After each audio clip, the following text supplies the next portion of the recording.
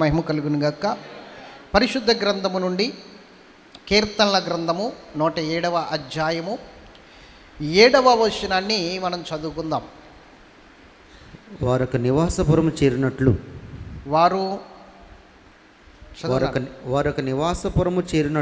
వారొక నివాసపురము చేరినట్లు చక్కని త్రోవను ఆయన వారిని నడిపించెను. దేవునికి మహిమ కలుగును గాక. దేవుడు మనతో మాట్లాడును గాక. దేవుడు మనందరిని దీవించును గాక. దేవుడు ఐగుప్తు దేశము నుండి ఇజ్రాయెల్ ప్రజల్ని నడిపించుకొస్తున్న సందర్భము కీర్తనకారుడు మాట్లాడుతున్నాడు. జాగ్రత్తగా వినండి. దేవుడు ఐగుప్తు దేశము నుండి కనాను దేశానికి, అంటే పాలు తేనెలు ప్రవహించు దేశము. పాలు తేనెలు ప్రవహించు దేశం అంటే నిజంగా పాలు తేనెలు అక్కడ ప్రవహిస్తాయేమో, కారుతాయేమో అనుకోకండి. దానికి అర్థం ఏంటంటే సంపన్న దేశం అని అర్థం, సమృద్ధి కలిగిన దేశం అని అర్థం. నెక్స్ట్ ఏంటంటే కరువు అనేది లేని దేశం అని అర్థం. కరువు అనుకోకుండా బ్రతికించే దేశము. ఆ దేశాన్ని దేవుడు వాళ్ళకి ఇవ్వడానికి అబ్రహాముకి, అంటే వాళ్ళ పితరుడైన అబ్రహాముకి వాగ్దానం చేశాడు. ఈ దేశము నీ సంతానం వారు స్వతంత్రించుకుంటారు, వారికి నేను ఇస్తాను అని వాగ్దానం చేశాడు. ఐగుప్తు దేశంలో ఇజ్రాయెల్ ప్రజలు 400 సంవత్సరాలు బానిస బ్రతికిన తర్వాత దేవుడు వారిని మోషే అనే ఒక గొప్ప ప్రవక్త నాయకుడు ద్వారా దేవుడు వారిని విడిపించి వారిని నడిపించుకుంటూ వస్తున్నాడు. దేవునికి మహిమ కలుగును గాక. అయితే మనం చదవబడిన వాక్య భాగంలో రాయబడిన మాట ఏంటంటే చక్కని త్రోవలో వారిని నడిపిస్తున్నాడని రాయబడి ఉంది. ఏ త్రోవలో చెప్పాలి? చక్కని త్రోవలో వారు నడిపించబడుతున్నారట. దేవుడు వారిని నడిపిస్తున్నాడట. కానీ ఇజ్రాయెల్ ప్రజల్ని మనం గనక అడిగితే, ఇజ్రాయెల్ ప్రజల దగ్గరికి వెళ్ళి మనం అడిగితే, వాళ్ళని ఇంటర్వ్యూ చేస్తే వాళ్ళు ఏమంటారో తెలుసా? ఏం చక్కని త్రోవయ్యా, ఎన్ని బాధలు పడ్డామో, ఎన్ని శ్రమలు అనుభవించామో, ఎన్ని కష్టాలు అనుభవించామో, ఎన్ని శోధనలు అనుభవించామో మీకేం తెలుసు? చాలా భయంకరమైన శోధనలు, అంతేకాదు తాపకరమైన సర్పములు వచ్చినాయి, మమ్మల్ని కరిచేసినాయి, ఎర్ర సముద్రం అడ్డుగా వచ్చింది, ఫరో సైన్యము మమ్మల్ని తరిమింది, 600 రథాలతో మమ్మల్ని తరిమింది ఫరో సైన్యము. అడుగడుగునా కూడా భయంకరమైన సంఘటనలే జరిగాయి. ప్రాణాలు గుప్పిట్లో పెట్టుకుని ప్రయాణం అయ్యాము. అలా అనుకుంటే మొదటి తరమంతా అరణ్యములోనే రాలిపోయింది.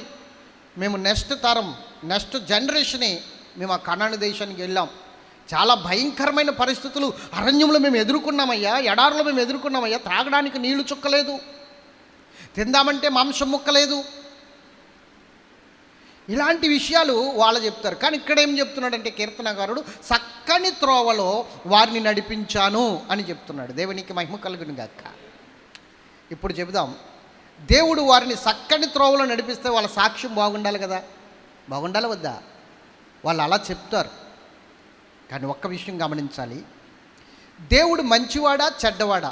ఈ ప్రశ్నకు సమాధానం చెప్పండి. నాకు చెప్పాలి, వెనకాల ఉన్నవారు చెప్పాలి. మంచివాడా చెడ్డవారా? నేను ఈ రోజు నుంచి వెనకాల ఉన్న వాళ్ళని అడుగుతాను ప్రశ్నలు. ఎదురు కూర్చున్న వాళ్ళని అడగను, వాళ్ళకి రాపోయినా సరే అడగను. దేవునికి మహిమ కలుగును గాక. ఎందుకంటే వెనక బెంచ్ అంటేనే నాకు కొంచెం డౌటు. మాస్టర్ కూడా అంతే కదా, వెనక బెంచ్ మీద దృష్టి పెడతారు. కాబట్టి వెనకాల ఉన్నవారు ప్రశ్నలకు సమాధానం చెప్పేవాళ్ళైతే వెనకాల కూర్చోండి. మేము చెప్పలేమంటే వచ్చేవారి నుంచి ఎదురు కూర్చోండి. దేవునికి మహిమ కలుగును గాక. అర్థమైందా మీకు? ఏం అర్థమైంది చెప్పండి? వెనకాల ముందు అంతే అర్థమైంది, ఇంకేం అర్థం కాల. దేవునికి మహిమ. హల్లెలూయా చెప్పండి గట్టిగా. దేవుని బిడ్డలారా, దేవుడు మంచివాడా చెడ్డవాడా నాకు చెప్పండి. చెప్పాలి గట్టిగా. మంచివాడేనా? నీకు శోధన వచ్చినప్పుడు, నీకు కష్టం వచ్చినప్పుడు, నీకు బలహీనత వచ్చినప్పుడు, నీ శరీరం సగం కుళ్ళిపోతున్నప్పుడు నిజం చెప్పండి, మంచివాడేనా? అప్పులో నిన్ను తరుముతున్నప్పుడు, నీ భర్త రోజు తాగొచ్చి నిన్ను సితకొట్టేస్తున్నప్పుడు, మాట్లాడరు ఏంటండి? నిజంగా మంచోడేనా? మంచోడైతే నీ భార్య ఎందుకు మారలేదు? రోజు ఎందుకు చితగొడుతున్నాడు? మంచివాడైతే నీ భార్య ఎందుకు రోజు నిన్ను సతాయిస్తుంది? ఎందుకు నిన్ను వేదనకు గురి చేస్తుంది? ఎన్ని సంవత్సరాల నుంచి దేవుని దగ్గరికి వెళ్తున్నా సమాధానం లేదు, అప్పులు తీరట్లేదు, అప్పులు తరుముతున్నారు. మంచివాడైతే కార్యాలేయి మాట్లాడరేంటండి? మంచివాడా చెడ్డవాడా? మంచివాడా చెడ్డవాడా? రైట్. చూస్తున్నాడా చూడట్లేదా? చూస్తున్నాడా చూడట్లేదా? చూచుచున్న దేవుడు. మరి చూసి ఎందుకు వదిలేసాడు మనల్ని ఇలాగా? నీ బాధలు నువ్వు పడరా, నీ చావు నువ్వు చావరా అని ఎందుకు వదిలేసాడు ఆయన? చూస్తున్నవాడైతే రక్షించాలి కదా, కాపాడాలి కదా. మాట్లాడరేంటండి? రక్షించాలి వద్దా? మరి ఎందుకు మనం ఇలా ఉండిపోయాం? అదే ఈరోజు దేవుడు మాట్లాడుతున్నాడు. దేవుని ఆలోచనలకి మన ఆలోచనలకి చాలా తేడా ఉంది. దేవుని తలంపులకి మన తలంపులకి చాలా తేడా ఉంది. ఎట్లా ఉందంటే భూమికి ఆకాశానికి ఉన్నంత తేడా ఉందట ఆయన ఆలోచనలకి మన ఆలోచనలకి. ఆయన తలంపులకి మన తలంపులకి భూమికి ఆకాశానికి ఉన్నంత తేడా ఉంది. అందుకని నేను ఈరోజు మీతో చెప్తున్న విషయాలు జాగ్రత్తగా వినండి. దేవునికి మహిమ కలుగును గాక. ఇక్కడ మనం చూస్తే చక్కని త్రోవలో వారిని నడిపించెను అని రాయబడి ఉంది. చక్కని త్రోవలు అంటే అసలు ఏ విషయంలో కూడా చింత లేకుండా నెమ్మదితో, సమాధానంతో, సంతోషముతో, ఆనందముతో, ఒక రకంగా చెప్పుకోవాలంటే సమృద్ధితో వాళ్ళు నడిపించబడ్డారని అర్థము. కానీ ఇక్కడ మనం చూసుకుంటే దేవుడు వారిని ఎలాగ నడిపిస్తున్నాడో ఒక్క వచనం ద్వారా మనం చూసుకుందాం. చూడండి, పరిశుద్ధ గ్రంథము నుండి నిర్గమకాండము 13వ అధ్యాయము 17వ వచనం.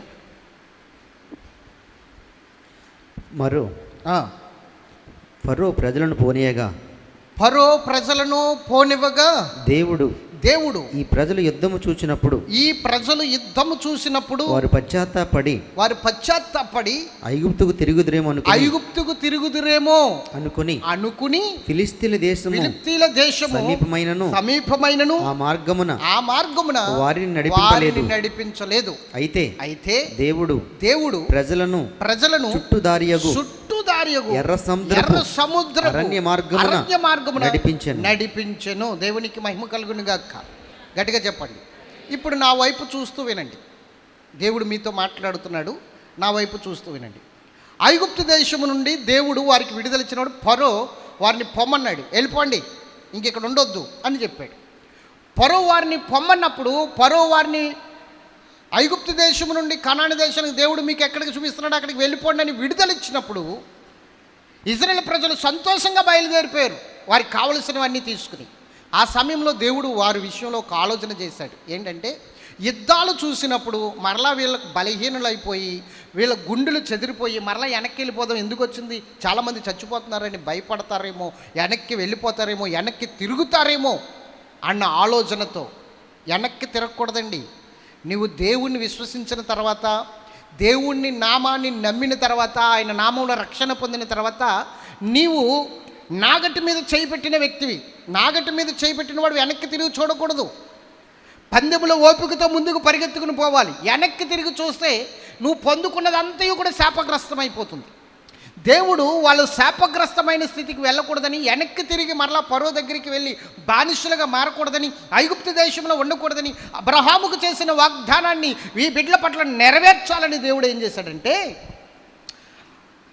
ఐగుప్తు దేశం నుండి కనాను దేశానికి వెళ్ళడానికి 40 రోజులు సరిపోతుంది. ఎన్ని రోజులు చెప్పాలి? 40 రోజులు. ఫిలిప్తీల మార్గం సమీపముగా ఉంది. అంటే ఫిలిప్తీల మార్గం గుండా వెళ్ళిపోతే 40 రోజుల్లో వెళ్ళిపోవచ్చు వాళ్ళు, ఫిలిప్తీల మార్గం గుండా వెళ్ళిపోతే. కానీ దేవుడు ఏం చేశాడు, ఇది కనాను దేశం, గుర్తుంచుకోండి. ఇదే దేశము, ఈ ఐగుప్తు దేశం అనుకోండి. ఇది సెంటర్ పాయింట్ ఏంటిది, ఐగుప్తు దేశం. ఇది కనాను దేశం. ఈ మూల ఉన్నదేంటి, కనాను దేశం. ఇది ఐగుప్తు దేశము, ఇది కనాను దేశం. ఇది ఫిలిప్తీల మార్గం. 40 రోజుల్లో వెళ్ళిపోవచ్చు అన్నమాట. ఇలాగే ఎన్ని రోజులు వెళ్ళిపోవచ్చు, 40 రోజుల్లో వెళ్ళిపోవచ్చు. ఇది ఫిలిప్తీల మార్గం సమీపముగా ఉంది. కానీ దేవుడు ఏం చేశాడో తెలుసా, చుట్టూ దారి అయినా ఇలా తిప్పుకుంటూ ఎర్ర సముద్రము దాటించుకుని ఇలా తీసుకొచ్చాడు వాళ్ళని. అర్థమైందా మీకు? ఇలా వచ్చేస్తే ఎన్ని రోజులు ప్రయాణం? 40 రోజులు. కానీ ఏం చేశాడు దేవుడు? చుట్టూ దారి అయిన ఎర్ర సముద్రము వయా ఇట్లా తీసుకొచ్చాడు. ఎర్ర సముద్రము గుండా చుట్టూ దారి అయిన ఇలా తీసుకొచ్చాడు వాళ్ళని. ఇలా తీసుకెళ్ళిపోతే 40 రోజులు. మరి దేవుడు మంచోడా చెడ్డోడా చెప్పండి. ఇప్పుడు చెప్పాలా? దేవుడు సింపుల్గా తీసిపోవచ్చు కదా 40 రోజుల్లో. 40 సంవత్సరాలు ఎందుకు? 40 రోజులు ఎక్కడ? 40 సంవత్సరాలు ఎక్కడ? 40 రోజులకి 40 సంవత్సరాలకి అసలు సంబంధం ఉందా? ఇట్లా పోతే తొందరగా వెళ్ళిపోతారు కదా, ఇట్లా పోతే తొందరగా వెళ్ళిపోతారు కదా. ఎర్ర సముద్రం కాదు కదా, చిన్న బోధు కూడా అడ్లేదు, అక్కడ తొందరగా వెళ్ళిపోవచ్చు. దేవునికి మహిమ కలుగును గాక. ఇక్కడ మనం ఆలోచించుకోవాల్సిన విషయాలు రెండు కారణాలు దేవునికి మహిమ కలుగును గాక.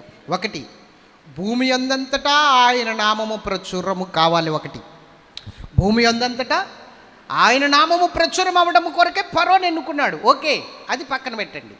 2, ఇలా ఎందుకు తీసుకొస్తున్నాడంటే అది కూడా అరణ్య మార్గములో, ఎడారి మార్గములో, తినడానికి తిండి లేదు, త్రాగడానికి నీళ్ళు లేవు, కట్టుకోవడానికి సరైన వస్త్రం లేదు, ఉండడానికి వసతి లేని పరిస్థితుల్లో దేవుడు భయంకరమైన పరిస్థితులు, అసలు నర సంచారం లేని మార్గంలో వారిని తీసుకొస్తానికి కారణం ఏమిటి?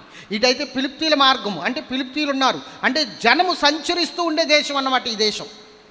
ఇలా వెళ్ళిపోతే ఫిలిప్తీలు ఉంటారు, ఇంకా ఎవరొకళ్ళు జనం ఉంటారు, ఏదైనా కాలితే ఇస్తారు. కానీ ఇటు నుంచి వస్తే అరణ్యమే, ఎడారే వారి ప్రయాణం. ఎడారిలో ప్రయాణం చేయాలి, అరణ్యంలో ప్రయాణం చేయాలి. ఎటువంటి క్రూర మృగాలు ఉంటాయో తెలియదు, ఎలాంటి ఆపదలు వస్తాయో తెలియదు, ఎలాంటి శ్రమలు వస్తాయో తెలియదు, ఎలాంటి ఇబ్బందులు వస్తాయో తెలియదు. మోషే ఉన్నాడు కదా అనుభవనీయుడంటే, మోషే ఈ మార్గంగా వచ్చాడు. ఐగుప్తు దేశం ఎలా వచ్చాడు? ఇప్పుడు మిద్యానీల ప్రాంతం నుంచి ఈ మార్గంగా వచ్చాడు. 40 రోజుల మార్గం అయింది, 40 సంవత్సరాల మార్గం కాదు. 40 సంవత్సరాలు అంటే ఐగుప్తు దేశము అంటే మిద్యానీల ప్రాంతం నుంచి ఐగుప్తు దేశం వచ్చిన 120 సంవత్సరాలు ఎట్టేస్తుంది మోషేకి. అవునే కదా? మోషే బ్రతికింది ఎన్ని సంవత్సరాలు? 120 సంవత్సరాలు. 80 సంవత్సరాల వయసులో పిలుచుకున్నాడు దేవుడు. మరి 40 రోజుల్లో మోషేని తీసుకొచ్చేసిన దేవుడు 40 సంవత్సరాలు ఎందుకు నడిపించాడు? మోషేని తీసుకొచ్చిన దారిలోనే తీసుకెళ్ళిపోవచ్చు కదా. మోషే ఏ దారిలో వచ్చాడో ఆ దారిలో రానివ్వట్లేదు. స్తోత్రం చెప్పాలి గట్టిగా. మునిపెన్నడు ఎర్రగని త్రోవల్లో నడిపిస్తానంటున్నాడు దేవుడు. గుర్తుంచుకోండి, మునిపెన్నడు ఎర్రగని త్రోవిది, మునిపెన్నడు నువ్వు వెళ్ళలేని త్రోవిది, మునిపెన్నడు నువ్వు ప్రయాణం చేయలేదు ఈ త్రోవలో. ఇది విశ్వాస యాత్ర. ఈ త్రోవలో ఇది వరకు వెళ్ళలేదు నువ్వు. ఈ త్రోవ చాలా గొప్ప అద్భుతమైన అనుభవాలతో కూడిన రీతిలో దేవుడు ఈ త్రోవలో నిన్ను నడిపించబోతున్నాడు. చాలా అనుభవాలు నేర్పించడానికి, మంచి మంచి విషయాలు నీకు తెలియజేయడానికి, గొప్ప గొప్ప సంగతులు నీ ముందు పెట్టడానికి. క్రూరమైన మృగాలు, భయంకరమైన ఆపదలు, శ్రమలు, శోధనలు, అసలు ఏముంటాయో తెలియదు, ఎలాంటి పరిస్థితి సంభవిస్తుందో తెలియదు, ఎలాంటి పరిస్థితి వారి మధ్యకు వచ్చి వారిని భక్షిస్తుందో తెలియదు. అలాంటి పరిస్థితుల్లో దేవుడు ఆ మార్గంలో నడిపిస్తున్నాడు. ఇంతకుముందు వెళ్ళని మార్గం. మోషేకు కూడా తెలియదు ఆ మార్గం. మోషేకు కూడా ఆ మార్గం తెలియదండి. ఆ మార్గంలో నడిపించడానికి దేవుడు సమస్త ఏర్పాట్లు చేయమన్నాడు మోషేతో. పిలిపి ఇలా అంటున్నారు ఇజ్రాయేల్ ప్రజలు, మోషే ఇలా వెళ్ళిపోదాం, ఇలా వెళ్ళిపోదాం, ఇలా వెళ్ళిపోతే 40 రోజులు ప్రయాణం మోషే అంటే. కాదు, దేవుడు అట్లా వద్దు అంటున్నాడు, ఇలా వెళ్ళమంటున్నాడు. ఇలాగైతే ఎర్ర సముద్రం ఉందా ఈ మధ్యలో, ఎన్నాళ్ళు పడుతుందో తెలీదు, ఎన్నాళ్ళు ఉంటామో తెలీదు. ఇలాగొద్దు, ఇలా వెళ్దాం.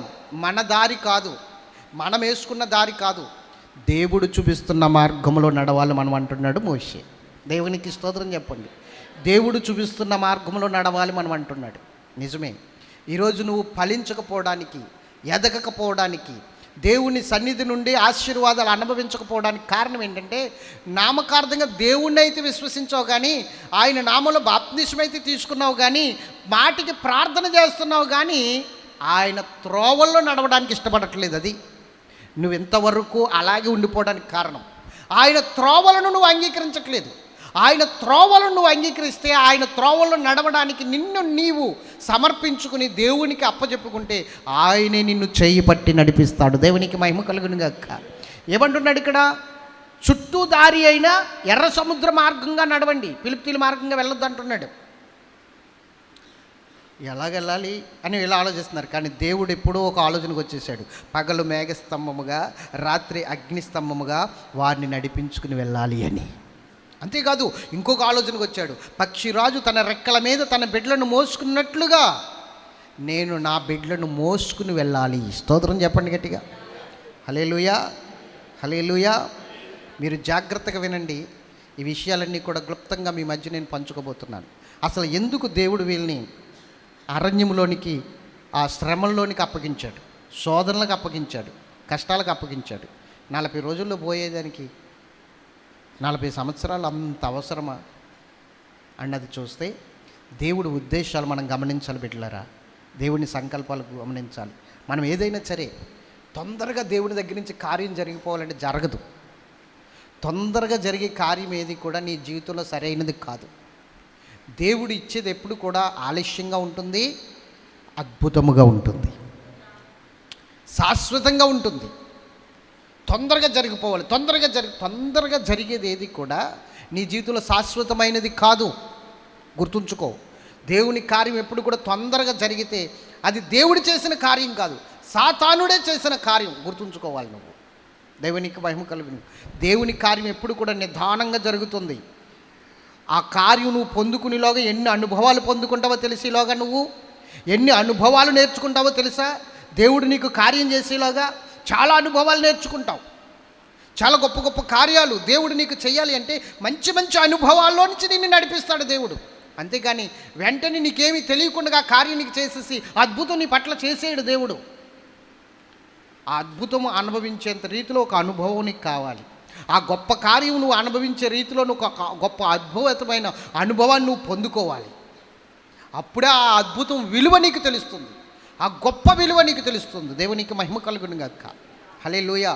మన సహోదరుడు ప్రశ్న వేస్తున్నాడు. ఏమని ప్రశ్న అంటే, సార్ మేము గుళ్ళకాడ భోజనాలు పెట్టినప్పుడు పేటలో ఉన్న వాళ్ళందరూ కూడా చక్కగా వచ్చి భోజనం చేస్తారు, వాళ్ళకి తోసిందేదో 150 ఇస్తారు. మధ్యలో మారేరు చూసారా, వాళ్ళకి పోయే కాలం అండి, వాళ్ళు రారండి అంటున్నాడు. ఎవరికంటే పోయే కాలం? పుట్టుక నుంచి క్రైస్తవులుగా ఉన్న వాళ్ళకి వాళ్ళు ఎంతో చక్కగా వచ్చి మాతో పాటు ఉంటున్నారు, కానీ మధ్యలో మారిన వాళ్ళకే పోయే కాలం అండి, వాళ్ళు రారండి అంటున్నాడు. మరి చెప్పండి, ఇప్పుడు మన దగ్గర సమాధానం ఉందా? అప్పుడు నేనన్నాను, మధ్యలో చూపు వచ్చిన వాడికే చూపు విలువ తెలుస్తుందండి అన్నాను. దేవునికి మహిమ కలుగును కాదు. మధ్యలో కన్నులు వచ్చి చూపు పొందుకున్న వాడికి చూపు విలువ ఏంటో తెలుస్తుంది. పుట్టుక నుంచి కూడా వాడి కన్నులు ఉంటే వాడికి చూపు విలువ ఏం తెలుస్తుంది?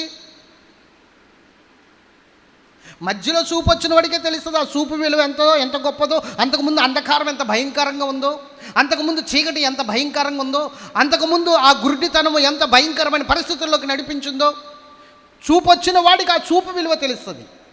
మేము మధ్యలో తెలుసుకున్నాం కనుక ఆ విలువ మాకు తెలుసు, ఆ ఘనత మాకు తెలుసు. దేవునికి మహిమ కలుగును గాక. హల్లెలూయా. అలాగే దేవుడిచ్చే ఆశీర్వాదము సింపుల్గా నీ దగ్గరికి వచ్చేస్తుంది. దాని విలువ నీకేం తెలుసు, దాని ఘనత నీకేం తెలుసు. కానీ ఆ అద్భుతాన్ని ఇచ్చే ముందు, నువ్వు అనుభవించే ముందు చాలా అనుభవాల్లోనికి తీసుకుని వెళ్ళి, శ్రమల అనుభవాలు అంటారు దాన్ని, కష్టముల అనుభవాలు అంటారు దాన్ని, అందులోంచి తీసుకుని వెళ్ళి ఒక్కసారిగా అద్భుతం నీ ముందు పెడితే ప్రాణం తెప్పరిల్లినట్లుగా ఉంటుంది, ఎంతో హాయిగా ఉంటుంది, నెమ్మదిగా ఉంటుంది. దేవుడు నిన్ను శాంతికరమైన జలముల చెంత నడిపిస్తున్నట్లుగా ఆ యొక్క అనుభవం, తృప్తి గొప్పగా ఉంటుంది. దేవునికి స్తోత్రం చెప్పండి. అవునంటారా కాదంటారా? మాట్లాడరే. బాగా చెమటలు పట్టేసి బాగా ఉడుకొచ్చేసిన అతన్ని తీసుకుని వచ్చి ఫ్యాన్ కింద కూర్చోబెట్టండి. ఏసీ అక్కర్లేదు, ఫ్యాన్ కింద కూర్చోబెట్టండి, చల్లగా ఉంటుంది. అదే ఇందాక నుంచి ఫ్యాన్ కింద కూర్చున్నవాడికి ఎలా ఉంటుందా? గాలి వేడిగా ఉంటుంది. అవునే కదా? అంటే చెమటలు పడితేనే కానీ, అక్కడ కష్టపడితేనే కానీ ఫ్యాన్ గాలి విలువ తెలియట్లేదు కదా. ఇప్పుడు నువ్వేం చేస్తున్నావు? ఈ ఫ్యాన్ గాలి విలువ తెలియక ఇక్కడే కూర్చుని ఏసీ కావాలనుకున్న ఏసీ, అవునా? అది చల్లగా ఉంటుంది కాబట్టి. కానీ కష్టపడ్డవాడికి బాగా చెమట పట్టిన వాడికి, బాగా ఉడికొచ్చిన వాడికి ఫ్యాన్ గాలి ఎలాగుంటుంది తెలుసా? ఏసీ కన్నా బాగుంటుంది కూలింగ్. అవునా కాదా? మాట్లాడరే. అదే చెప్తున్నాను, దేవుడు నీకు అద్భుతం చేసే ముందు నిన్ను అనుభవాల్లోనికి తీసుకుని వెళ్తాడు. గొప్ప గొప్ప కార్యాలు నీ పట్ల జరిగించాలని ఆయన తలంపు కాబట్టి, ఆయన ఉద్దేశం కాబట్టి, ఆయన ఆలోచన కాబట్టి, నీవు అవి పొందుకునేటప్పుడు నీ అనుభూతి బాగుండాలి కనుక ఈ అనుభవాలు నీకు ఉండాలి. ఆమేన్. స్తోత్రం చెప్పాలి గట్టిగా. హల్లెలూయా. ఈ 40 సంవత్సరాల ప్రయాణం ఎందుకో తెలుసా? మానవుడు రొట్ల వలన కాదు, దేవుని నోటంలో వచ్చే ప్రతి మాట వలన జీవిస్తాడని వాళ్ళకి తెలియాలి, తెలియచేయాలి. అందుకనే దేవుడు వారిని ఆ ప్రదేశంలోనికి నడిపించుకుని వెళ్తున్నాడు. అర్థమవుతుందా? దేవుని మాట వలన జీవిస్తాడు నరుడని వాళ్ళకి తెలియాలి. రొట్ల వలన కాదు, కేవలము ఆహారం వలన కాదు, రొట్ల వలన కాదు.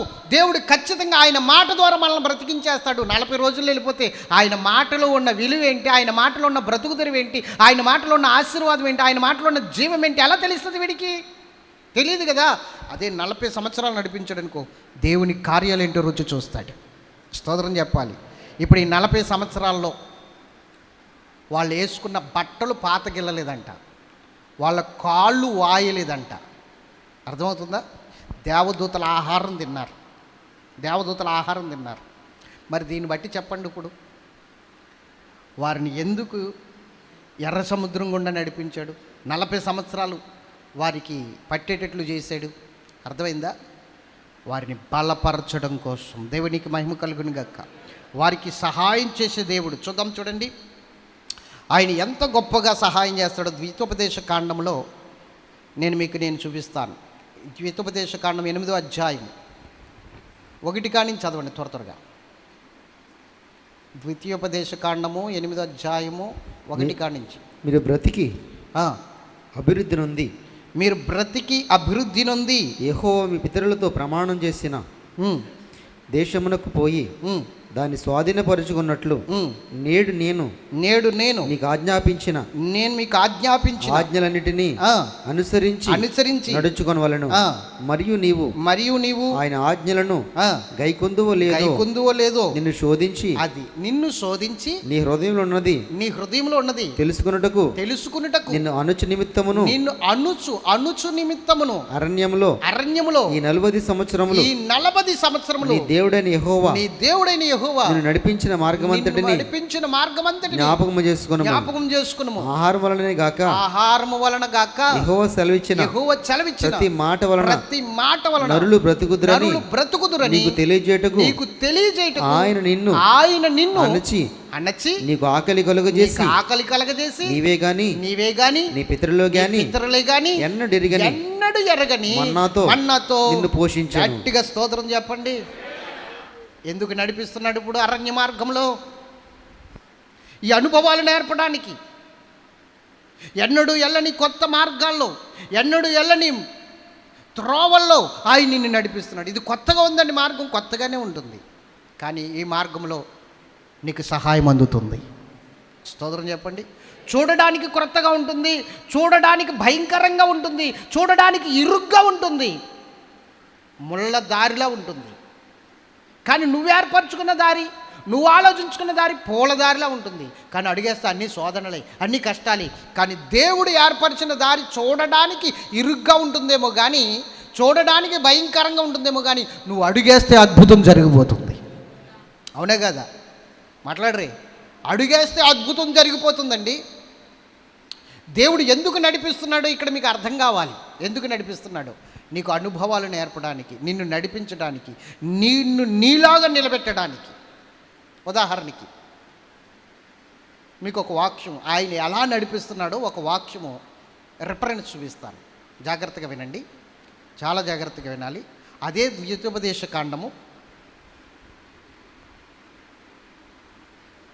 తీశారా?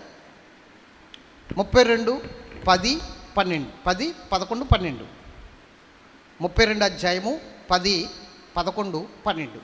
అరణ్య ప్రదేశములోను భీకర ధ్వని గల పాడైన ఎడారిలోను వాని కనుగొని ఆవరించి పరామర్శించి తన కనుపాపను వలె వాని కాపాడెను. చూడండి, భీకర ధ్వని గల అనండి,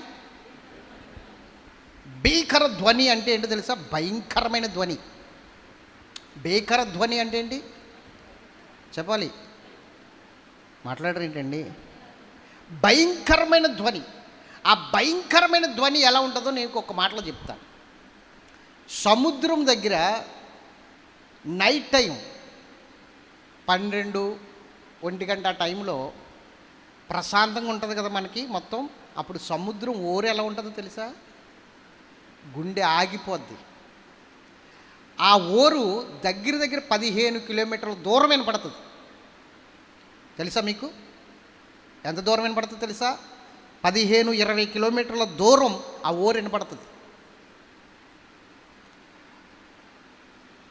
పేరుపాలెంలో ఉన్న సముద్రం ఓరు మొగల్తూరు వరకు వినపడుతుందంట.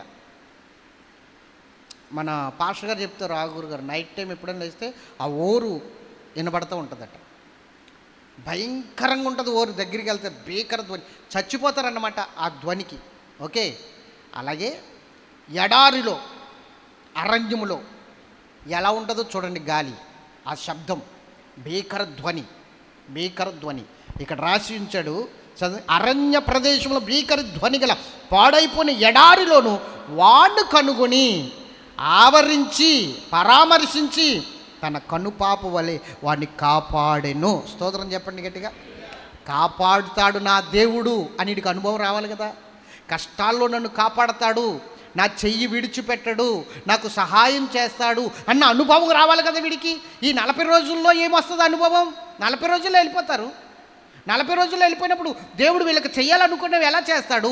వీళ్ళ అనుభవం ఎలా పొందుకుంటారు? దేవుడు నాకు ఈ కష్టంలో దేవుడు నాకు సహాయం చేశాడు, ఈ ఇబ్బందిలో దేవుడు నాకు సహాయం చేశాడు, ఈ వేదనలో దేవుడు నాకు సహాయం చేశాడు అని ఎలా చెప్పుకోగలుగుతారు? ఆ వేదనలు రాకపోతే, ఆ కష్టాలు రాకపోతే, ఆ ఇబ్బందులు రాకపోతే నేను చెప్తున్నాను, దేవుణ్ణి నువ్వు అనుభవించలేవు, ఆయన్ని రుచి చూసి తెలుసుకోలేవు. ఎస్, ఆయన స్వస్థపరచు యెహోవా నీకు ఎప్పుడు తెలుస్తుంది? నీకు రోగం వచ్చిన తర్వాత, ఆయన బాగు చేసిన తర్వాత నీకు తెలుస్తుంది ఆయన స్వస్థపరచు దేవుడని. నీకు రోగం రాకుండా ఆయన స్వస్థపరచకుండా ఆయన స్వస్థపరచువాడని నీకు ఎలా తెలుస్తుంది? ఆయన బాగు చేస్తాడని నీకు ఎలా తెలుస్తుంది? రోగం వస్తేనే ఆయన స్వస్థపరచు దేవుడని నీకు తెలుస్తుంది. ఎంతమందికి అర్థమవుతుంది? రోగం రావాలా, ఆయన నిన్ను స్వస్థపరచాలా, అప్పుడు ఆయన నిన్ను స్వస్థపరిచాడని తెలుస్తుంది. ఆ స్వస్థత నువ్వు అనుభవిస్తావు. అంటే స్వస్థత రూపంలో దేవుణ్ణి అనుభవిస్తున్నావు, ఆయన్ని రుచి చూస్తున్నావు.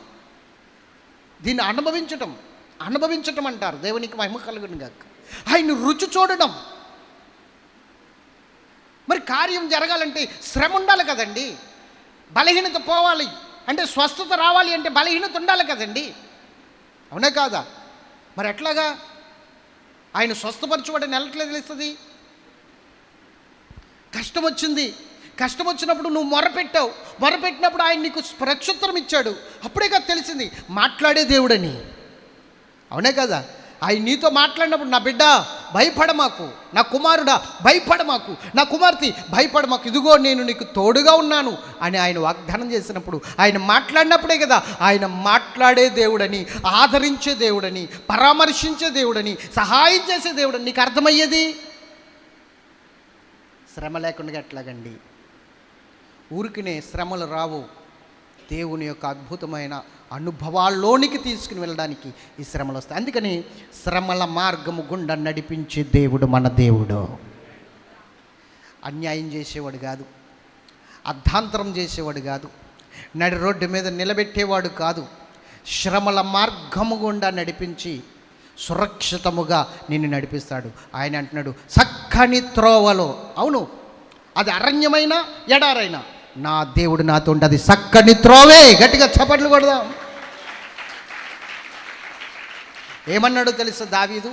గాఢాంధకారపు లోయలో నేను సంచరించినను ఏ అపాయమునకు నేను కారణం ఏంటో తెలుసా? నీ దండము నీ దుడ్డికర్ర నన్ను ఆదరించను. గాఢాంధకారపు లోయలోకి నేను వెళ్ళిన భయపడను. ఎందుకు భయపడనంటే ఆయన నాతో ఉంటాడు. అది నాకు చక్కని త్రోవగా ఉంటుంది, గొప్ప వెలుగుగా ఉంటుంది. అంధకారం, గాఢాంధకారం అయినా వెలుగుగా ఉంటుంది, గొప్ప వెలుగుగా ఉంటుంది. ఆశ్చర్యకరమైన కార్యాలు ఆ గాఢాంధకారంలోనే చేసేస్తాడండి దేవుడు. అద్భుతమైన విషయాలు. ₹1,00,00,000 పెట్టి నన్ను సంపాదించలేని విషయాలు, గూగుల్లో సెర్చ్ చేసిన దొరకని విషయాలు, ఈ విషయాలు రాసుకో. దేవుడు నిన్ను ఆశీర్వదించబోతున్నాడు. శ్రమ వచ్చింది అంటే దేవుడు నీకు మేలు చేయడానికి నిన్ను శ్రమల మార్గం గుండగా తీసుకెళ్తున్నాడు. నిన్ను అనుభవాలు నీకు నేర్పించడానికి తీసుకుని వెళ్తున్నాడు. అంతేకాని దేవుడు విడిచిపెట్టేశాడని కాదు, దేవుడు మంచోడు కాదని కాదు, దేవుడు నీకు సహాయం చేయలేని వాడని కాదు. దేవుడు నిన్ను తీసుకుని వెళ్తున్నాడు. చాలా అద్భుతం. నీకు మేలు చేయడానికి ఆ మార్గంలో తీసుకువెళ్తున్నాడు. నీకు అనుభవాలు నేర్పడానికి ఆ మార్గంలో తీసుకువెళ్తున్నాడు. స్తోత్రం చెప్పాలి గట్టిగా. అసలు తీసుకెళ్తాం ఎందుకండి? మేలు చేయడం ఎందుకు? ఆ మార్గంలోకి తీసుకెళ్ళకపోతే అసలు నాకు మేలే అవసరం లేదు కదా. శ్రమల మార్గంలోకి ఆయన తీసుకెళ్తాం ఎందుకు? మళ్ళీ ఆ శ్రమను తప్పించడం ఎందుకు? మరి ఆయన దేవుడని నీకు ఎలా తెలుస్తుంది? ఆయన సహాయం చేయగలుగుతాడని నీకు ఎలా తెలుస్తుంది? ఆయన ఉన్నాడు అన్న ధైర్యం నీకు ఎలా వస్తుంది? చిన్న శ్రమ వచ్చింది, ఆ శ్రమలో ఆయన నిన్ను తప్పించాడు. ఇప్పుడు నీకేం ధైర్యం వచ్చిందంటే ఇంకే శ్రమ వచ్చినా పర్వాలేదు, ఆయన తప్పించగలిగిన వాడు నాతో ఉన్నాడనే కదా. ఆ ధైర్యం రప్పించడానికే నీకు ఈ చిన్న శ్రమనిచ్చి ఆ ధైర్యం కలగజేశాడు నీకు. ఆమేన్ చెప్పండి. యేసు రక్తమే జయం. దేవుని బిడ్డలారా గమనించండి, ఈరోజు దేవుని సన్నిధిలో నిన్ను దేవుడు శ్రమల గుండా తీసుకెళ్తున్నాడంటే చింతించకు, భయపడకు. దేవుడు నాకు ఏదో గొప్ప అనుభవాన్ని నేర్పించబోతున్నాడు, ఏదో మేలు చేయబోతున్నాడు, చాలా అద్భుతమైన విషయాలు నాకు చెప్పబోతున్నాడని ఆనందించు, సంతోషించు. శ్రమలలో, ఇబ్బందులలో ఆనందించగలిగితే దేవుడు నీకు గొప్ప మేలు తాశించాడు. అవి నీకు వశం చేసేస్తాడు, నీ ఒడిలో పెట్టేస్తాడు తీసుకొచ్చి. అందులో డౌట్ లేదు. ఎంతమందికి అర్థమవుతుంది? ఎస్. ఇప్పుడు చదవండి 10, 11, 12 వచనాలు 32లో. అరణ్య ప్రదేశంలోను భీకర ధ్వని గల పాడైన ఎడారిలోను వాని కనుగొని ఆవరించి పరామర్శించి తన కనుపాపను వలె వాని కాపాడెను. పక్షిరాజు తన గూడు రేపి, ఇది చాలా జాగ్రత్తగా వినండి. పక్షిరాజు తన గూడు రేపి తన పిల్లలపైన అల్లాడుచు రెక్కలు చాపుకొని వాటిని పట్టుకొని తన రెక్కల మీద వాటిని మోయినట్లు యెహోవా వానిని నడిపించెను. ఎలా నడిపిస్తాడంటే దేవుడు? యెహోవా వానిని నడిపించును. ఎలాగా? పక్షిరాజు వలె అంటున్నాడు ఇక్కడ. దాని అర్థం చెప్తాను, జాగ్రత్తగా వినాలి. పక్షిరాజు అంటే తన గూడు రేపి తన పిల్లల్ని అల్లాడిస్తుందట ముందు. ఎట్లాగా? నా వైపు చూస్తూ వినండి జాగ్రత్తగా. పక్షిరాజు గూడు కడుతుంది. ఎక్కడ కడుతుందంటే ఎత్తైన స్థలాల్లో కడుతుంది. చాలా ఎత్తైన స్థలాల్లో ఎగురుతుంది కదా పక్షిరాజు. ఎత్తైన స్థలాల్లో గూడు కడుతుంది. ఆ గూడు కట్టినప్పుడు ఏం చేస్తుందంటే ముందు పుల్లలు లాంటివి, ముళ్ళు, ఇలాగ నిలబడే పుల్లలో ముళ్ళు లాంటివి తీసుకొచ్చి గూడికి ముందు కింద పెడుతుంది. ఆ తర్వాత ఆ పీసులు ఈ పీసులు చెట్టి పట్టుకుని వచ్చి గడ్డి మొత్తం అంతా పట్టుకొచ్చి మెత్తని పరుపుగా పెడుతుంది. ఆ పుల్లలు గుచ్చుకోకుండా మెత్తని పరుపులా చేస్తుంది. చేసిన తర్వాత ఏం చేస్తుందంటే గుడ్లు పెట్టి గుడ్లను పొదిగి పిల్లలను చేస్తుంది. చేసిన తర్వాత ఆ పిల్లలు కాళ్ళు వచ్చి అంటే లేచి నిలబడేంత వరకు కూడా పడుకునే ఉంటాయి. నిలబడే శక్తి వాటికి రావాలి. పడుకునే ఉంటాయి పిల్లలు. ఆ పడుకుని ఉన్న పిల్లలు ఆకలితో ఉన్నాయని చెప్పేసి ఆహారం తెచ్చి ఆ పిల్లలకి పెడుతుంది, నీళ్లు తెచ్చి పిల్లలకి పోస్తుంది. మీకు అర్థమవుతుందా?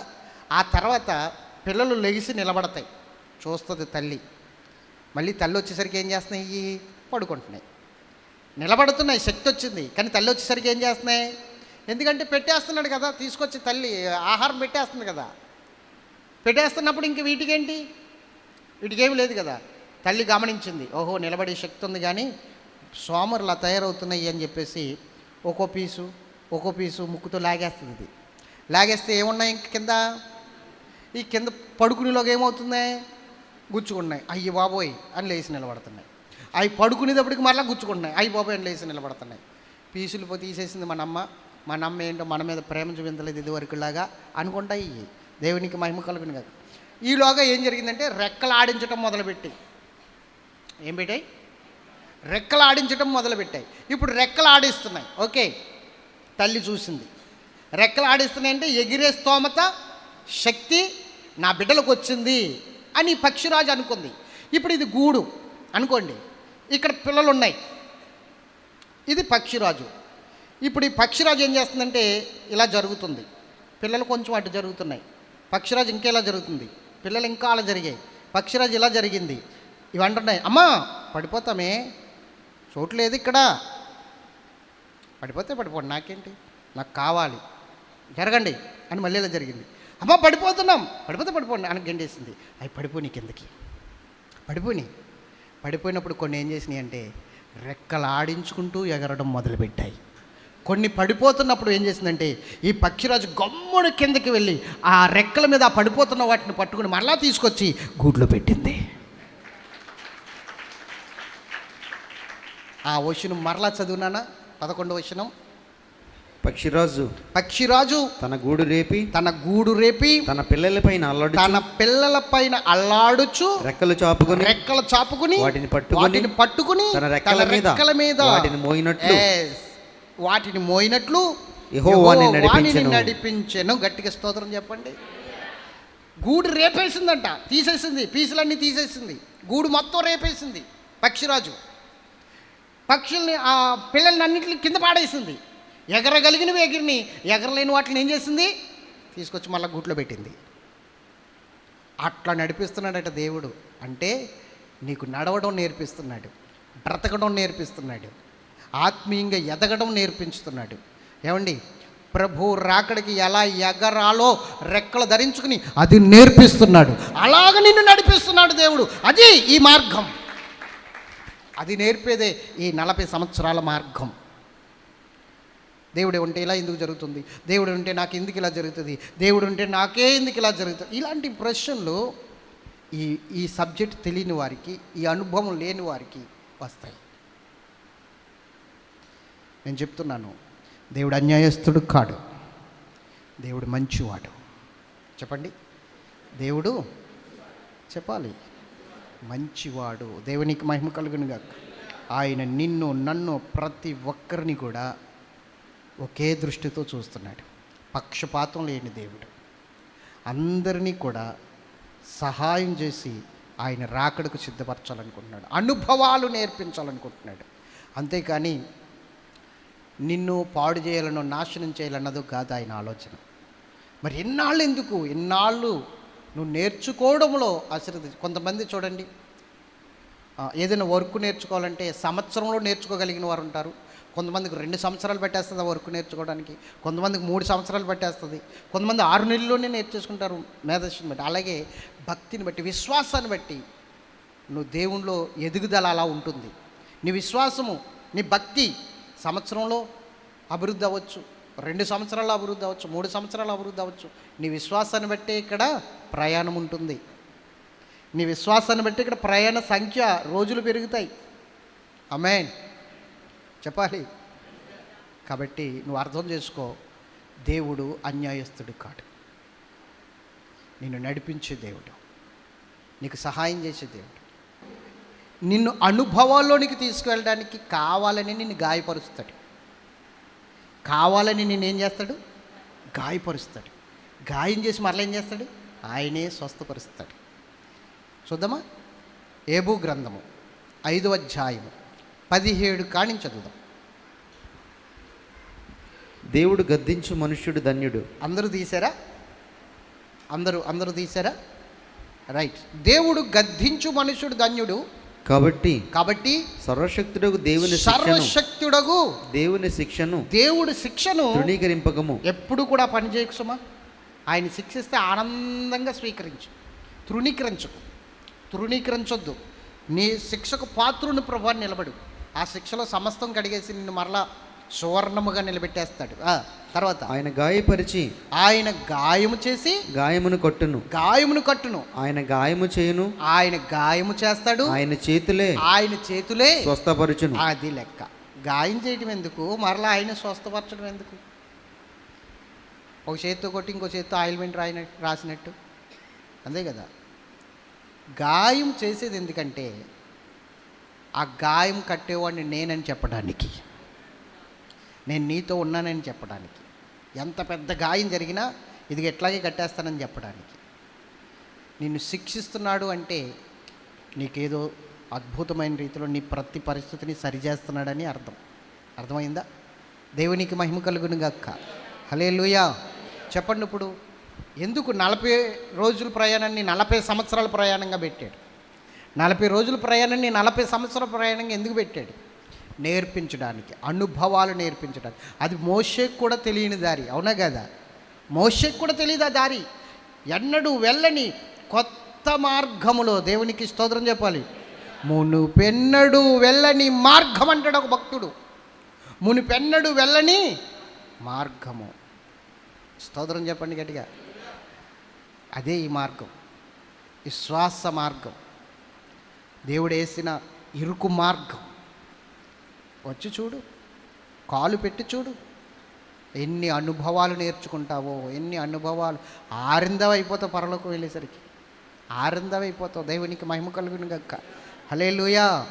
భీకర ధ్వని గల మార్గమునందు నన్ను స్నేహించిన నా ప్రియుడవు నీవు. అందరూ కలిసి పాడదాం ఈ శరణం. స్తోత్రం చెప్పాలి, ఇంకొకసారి చెప్పాలి. హల్లెలూయా. భీకర ధ్వని గల మార్గమునందు నన్ను స్నేహించిన నా ప్రియుడవు నీవు.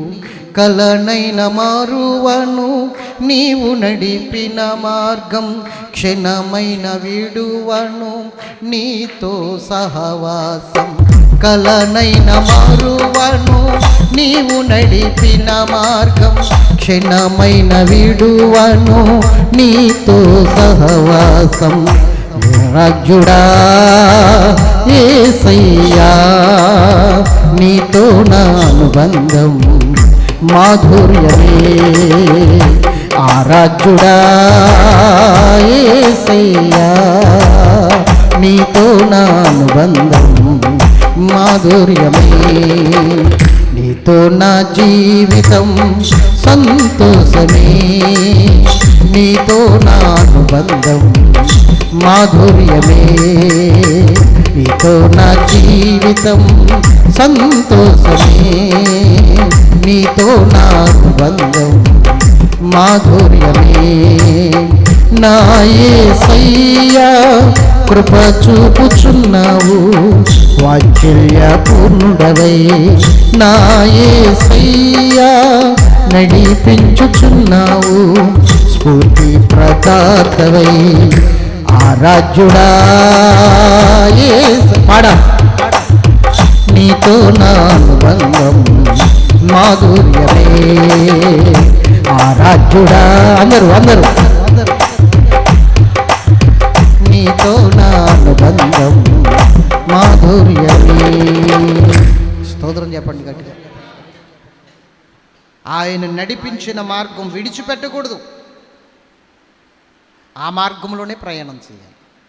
ఒక్కొక్కసారి మనకు అనుమానం వస్తుంది, నేను దేవుడు నడిపిస్తున్న మార్గంలో ఉన్నానా, లేకపోతే నా సొంత మార్గంలో ప్రయాణం చేస్తున్నాను. అప్పుడు నువ్వు పరీక్షించుకోవాలి.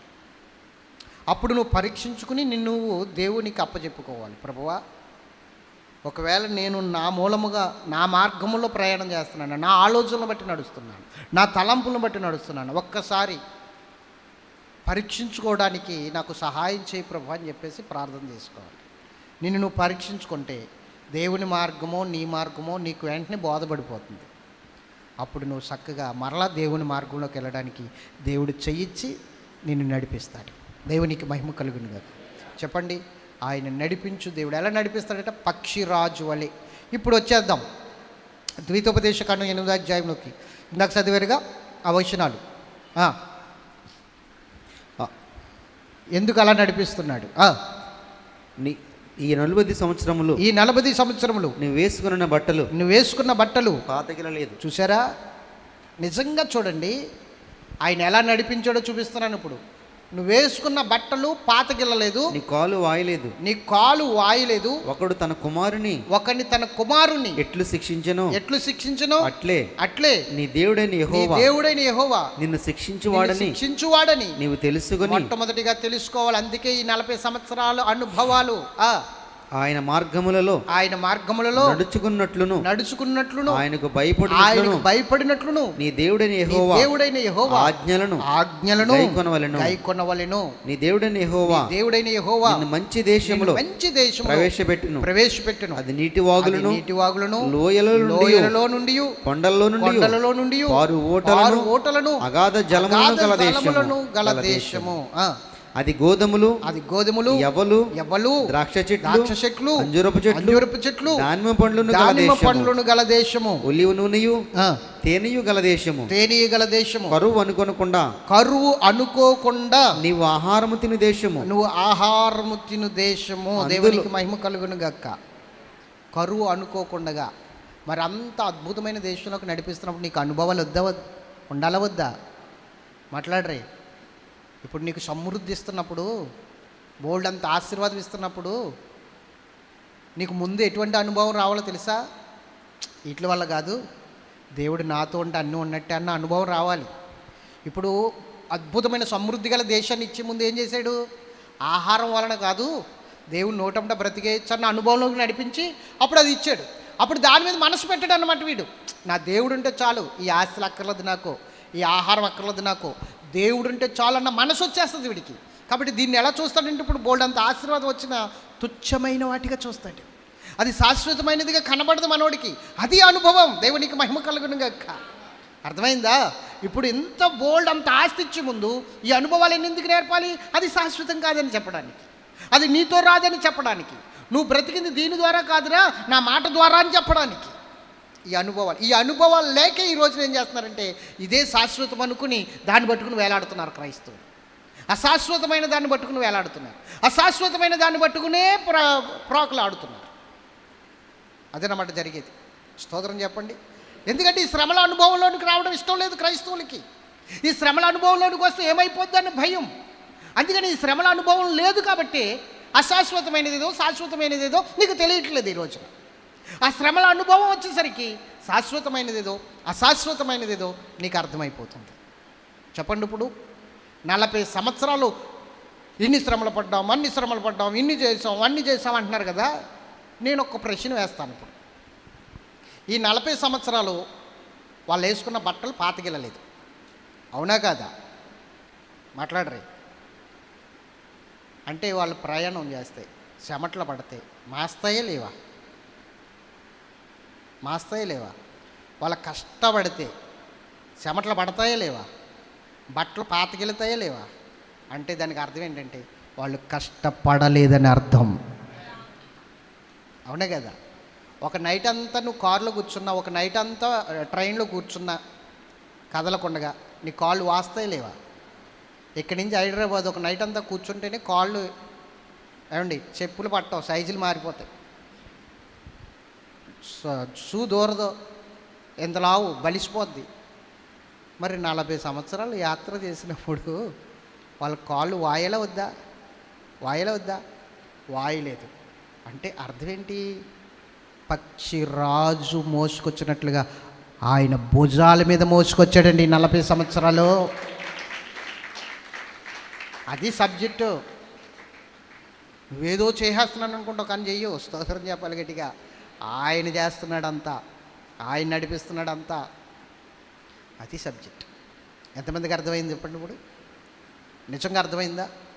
నిజంగా అర్థమైతే ఈరోజు నిజమైన ఆశీర్వాదం నువ్వు చూడాలి అంటే ఈ అనుభవాల్లోనికి రావాలి. నువ్వు ఈ అనుభవాలు గుండా నువ్వు వెళ్తే అప్పుడు శాశ్వతమైనది, నీ కొరకు దాచించిన మేలు, నీ కొరకు ఏదైతే సిద్ధం చేశాడో అది నీకు ఇస్తాడు.